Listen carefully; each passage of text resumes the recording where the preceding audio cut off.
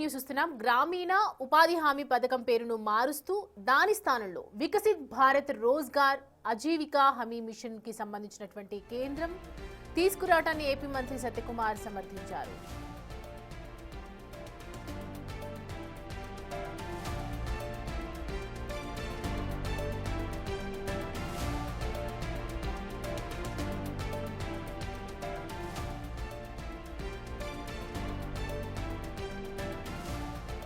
గాంధీ పేరు తొలగింపుపై ఆయన స్పందిస్తూ మహాత్మా గాంధీ కూడా శ్రీరాముని భక్తుడేనని, చనిపోయే ముందు హే రామ్ అన్నారని గుర్తు చేశారు. పేర్లతో కాకుండా పథకాల ద్వారా ప్రజలకు మేలు చేసినప్పుడే గాంధీజీకి నిజమైన గౌరవం దక్కుతుందని మంత్రి అభిప్రాయపడ్డారు.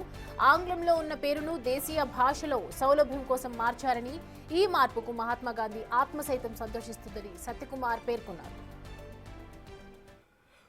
భక్తుడే మహాత్మా గాంధీ కూడా చనిపోతున్నప్పుడు కూడా ఆయన హే రామ్ అని అన్నారు. ఆయన ఆత్మ కూడా నిజంగా సంతోషిస్తుంది.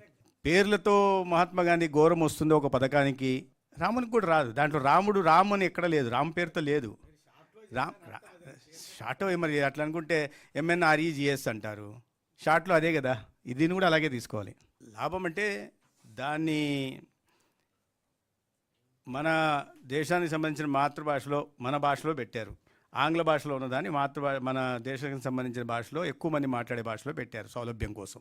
ఆయన కూడా రాముని భక్తుడే మహాత్మా గాంధీ కూడా చనిపోతున్నప్పుడు కూడా ఆయన హే రామ్ అని అన్నారు. ఆయన ఆత్మ కూడా నిజంగా సంతోషిస్తుంది. పేర్లతో మహాత్మా గాంధీ గౌరవం వస్తుందో ఒక పథకానికి, రామునికి కూడా రాదు. దాంట్లో రామ్ అని ఎక్కడ లేదు, రామ్ పేరుతో లేదు.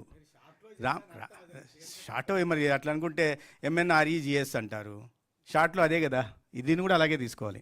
లాభం అంటే దాన్ని మన దేశానికి సంబంధించిన మాతృభాషలో మన భాషలో పెట్టారు. ఆంగ్ల భాషలో ఉన్నదాన్ని మన దేశానికి సంబంధించిన భాషలో ఎక్కువ మంది మాట్లాడే భాషలో పెట్టారు సౌలభ్యం కోసం.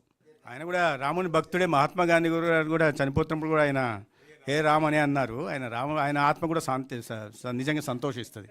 పేర్లతో